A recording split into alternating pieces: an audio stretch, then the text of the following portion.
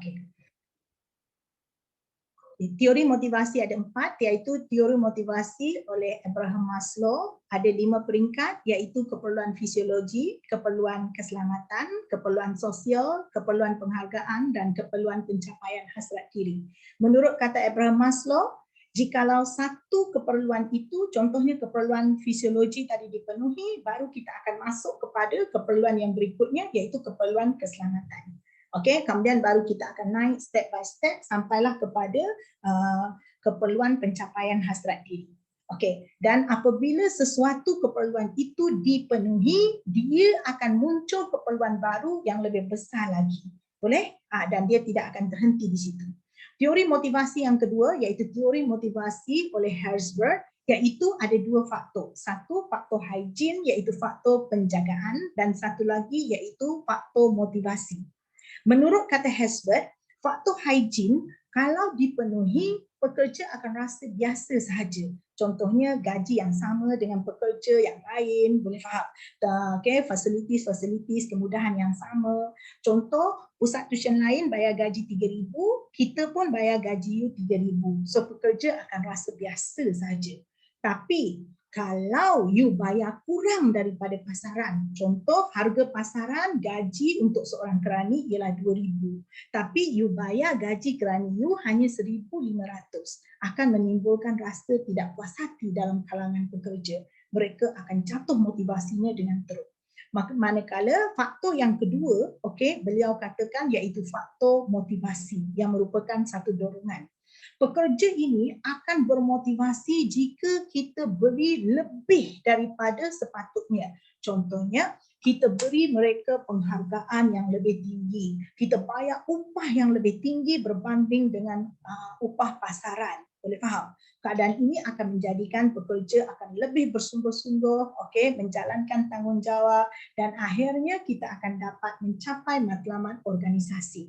Okay, teori yang ketiga iaitu teori motivasi oleh Douglas McGregor.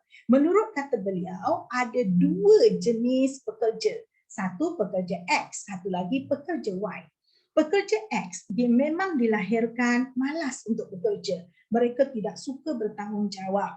Mereka ini perlu diancam. Mereka ini perlu dipimpin dengan menggunakan kaedah autokratik. Okey, dan sebagai seorang pengurus, kita hendaklah memastikan pekerja itu melakukan pekerjaan dengan menggunakan ancaman ataupun dengan menggunakan ganjaran dalam bentuk keuangan. Jadi itu ialah pekerja X. Tetapi ada sejenis lagi pekerja itu merupakan pekerja Y. Pekerja Y ialah pekerja yang memang dilahirkan rajin. Mereka ini memang ada motivasi sendiri dari dalaman. Mereka ini ialah orang yang suka mencabar diri. Mereka ini kreatif, inovatif, boleh faham. Mereka selalu memberi lebih daripada apa yang diminta dan mereka tidak pernah mengharapkan apa-apa balasan yang besar dalam hidup mereka.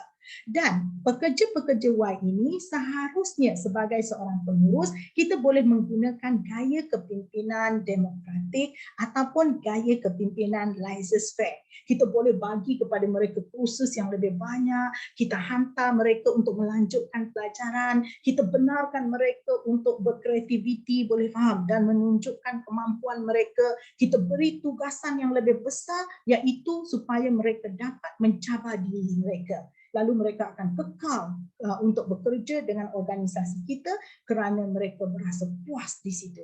Kemudian teori motivasi yang terakhir iaitu teori motivasi oleh David McClelland.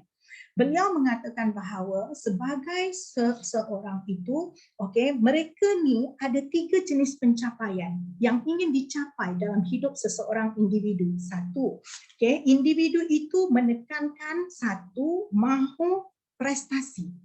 Kita mahu prestasi.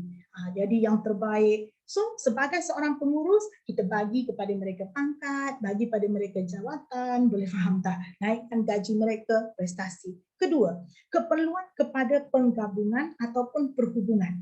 iaitu kita mahu diterima oleh ahli-ahli organisasi yang lain.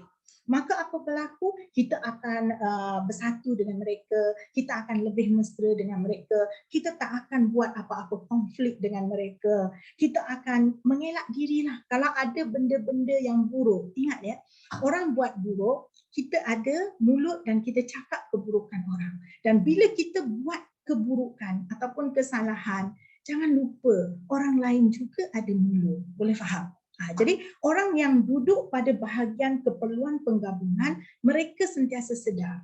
Okey? Bila orang buat salah, orang seperti ini ialah dalam keadaan yang dipanggil sebagai tidak tahu. Kalau mereka tahu, mereka tak akan buat. Mereka tidak tahu. Okey? Lepas you guna word tidak tahu, okey, you put stop sana. Macam apa pula dia tak tahu? Dia ambil rasuah tahu teacher. Dia ambil bukan banyak tahu, bukan sikit tahu cikgu. Dia ambil RM 4 juta tahu cikgu tahu tak? Itu rasuah. Ya, yang mereka tahu ialah rasuah ini akan menjadikan mereka kaya.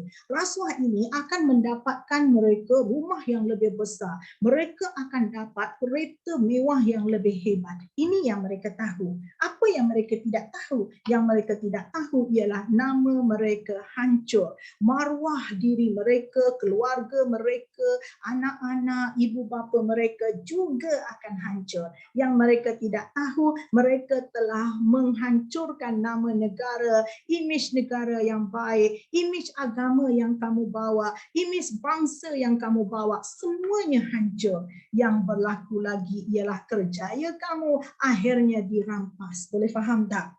Okey, dan nasib tak baik kena tangkap ni dengan nilai 4 juta tadi, kamu akan dipenjarakan. Segala kebebasan kamu akan hilang. Yang inilah yang mereka tidak tahu. Oleh sebab itu, maafkanlah mereka. So, ini dia keperluan terhadap penggabungan. So, orang yang duduk pada keperluan terhadap penggabungan ini, mereka mahu kekal duduk dalam grup tersebut. Okay, mereka tak akan buat apa-apa konflik. Last one, keperluan terhadap kuasa. Keperluan terhadap kuasa yang mana dia keinginan kamu untuk mengawal dan menguasai pihak-pihak lain dalam organisasi. Pihak-pihak lain dalam organisasi. Kamu akan rasa sangat gembira kalau kamu ada pengaruh, kamu menjadi ketua, boleh faham? Sebab kamu ada kuasa. So kamu rasa gembira. So ini yang memotivasikan kamu. Okey, yang berikutnya kita masuk kepada pembentukan pasukan. Okey, pembentukan pasukan ni ya, 1.4.7. 1.4.7. Okey, sedikit kita belajar 1.4.7 pasukan. Pasukan dapat didefinisikan sebagai dua atau lebih individu yang bebas berinteraksi. Interaksi ialah berhubung antara satu sama lain di samping berkongsi tujuan dan ni typing error ya cuma. Okey, dan identity. Ni dia yang okey, so ini dua markah.